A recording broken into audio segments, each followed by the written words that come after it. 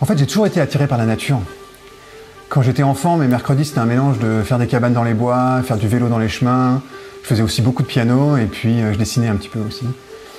Et puis finalement, j'ai grandi, puis on a déménagé. Puis j'ai dû arrêter de prendre des cours de piano parce que ça coûtait très cher. Et mes parents, ils ont fait comme tous les parents, c'est-à-dire qu'ils m'ont poussé à faire des études et ils se sont saignés pour que je puisse faire une école de commerce, que je puisse voyager pour découvrir de nouvelles choses en fait. Donc je me suis mis à bosser et je voulais pas gâcher tout ce que mes parents ils faisaient pour moi. Et puis petit à petit, j'ai pris goût à la finance, puis j'ai eu mon diplôme et puis j'ai tout de suite trouvé un travail dans une banque à Paris.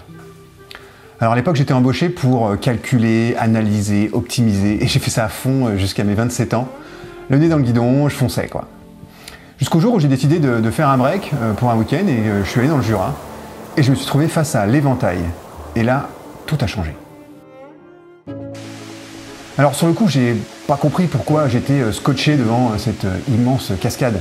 Et c'est seulement plus tard que j'ai compris que ça me manquait finalement de prendre un crayon HB pour dessiner. Et que finalement, c'est là où j'ai découvert la photo et faire une photo, c'est comme dessiner en fait, c'est mettre dans un cadre ce que l'on voit. Alors je me suis lancé à fond dans la photo et j'ai découvert la pose longue. Alors la pose longue, c'est ce qui permet de rendre cet effet vaporeux sur l'eau en mouvement. Et je peux vous dire que quand on connaît rien d'un appareil photo, c'est très difficile. Donc mes premières photos, c'était un désastre absolu. Et donc j'ai voulu revenir dans le Jura pour réessayer, pour voir de nouvelles cascades et encore m'entraîner. Et faire ressortir finalement la beauté de ces cascades que je voyais. Alors j'ai attrapé le virus de la photo et j'ai continué. Et puis petit à petit, cette passion, elle s'est transformée d'une passion de la photo, une passion de découverte des régions de France, mais toujours via les cascades. Alors à l'époque, c'était toujours plus de cascades, toujours plus de découvertes. Et d'ailleurs, les gens disent de moi que je suis un chasseur de cascades. Alors peut-être oui, mais moi ce que je sais, c'est que j'ai une soif de découverte en fait. Et donc cette passion, j'ai décidé de la partager parce que quand on aime quelque chose, on a envie d'en faire profiter à tout le monde. Et donc je passais mon temps à dire à qui voulait bien l'entendre, tu sais le Cantal, c'est pas si ringard en fait, hein. Il y a des coins qui sont juste sublimes. Hein. Parfois tu pourrais croire au Canada ou en Islande tellement c'est beau. Et donc je passais la majorité de mes vacances à parcourir la France pour découvrir de nouvelles cascades. Alors en fin 2015, j'ai décidé de créer cascadesdefrance.fr pour partager toutes ces découvertes. Et d'ailleurs à ce jour, il y a plus de 200 cascades référencées sur 5 massifs. Et les stats elles sont hallucinantes avec 100 000 visiteurs uniques par an, 3 millions d'affichages dans Google. Et donc finalement, vous partagez ma vision de ces cascades est devenue pour moi comme un devoir finalement, comme une mission que je me suis donnée. Et quand je vois les statistiques, j'en conclus que je ne suis pas le seul à aimer ces endroits.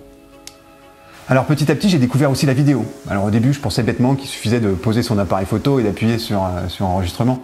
Bien entendu, je me trompais. Et c'est un tout autre exercice. Et donc j'ai cherché à comprendre comment on faisait finalement, comment on raconte des histoires. Plus tard, je me suis rendu compte que finalement, la vidéo, ça englobe tout ce qui me passionne. C'est-à-dire le cadrage avec ce qu'on veut montrer. Donc ça s'apparente à la photo. On peut y ajouter de la musique finalement qui élève ces images. Et ça fait écho avec mes cours de piano quand j'étais petit. Et puis de toute façon, la nature, elle me subjugue toujours autant, donc c'est vraiment un tout qui est vraiment passionnant en fait. Et quand je filme une cascade, en fait, pour moi, c'est exactement l'inverse que de la photographier. Parce que pour moi, une cascade, c'est vivant. Alors, ça peut vous faire sourire quand je dis ça comme ça, mais moi, ce que je vois, c'est des millions de gouttelettes qui vivent ensemble en fait. On pourrait croire que toutes les cascades se ressemblent, mais en fait, pas du tout. Quand on les regarde au ralenti, on comprend tout de suite qu'elles sont vivantes, elles arrivent à créer, c'est comme un écosystème, c'est tout un ensemble. Enfin bon. Ce que je sais, au final, c'est que ces cascades, elles m'ont changé. Elles m'ont permis de découvrir des régions superbes. Elles m'ont permis de rencontrer des passionnés et de partager toutes ces découvertes. Mais j'ai surtout trouvé mon équilibre, en fait. Mon équilibre entre ma vie professionnelle, qui est très cartésienne, très mathématique, et ma passion, finalement, qui est très artistique.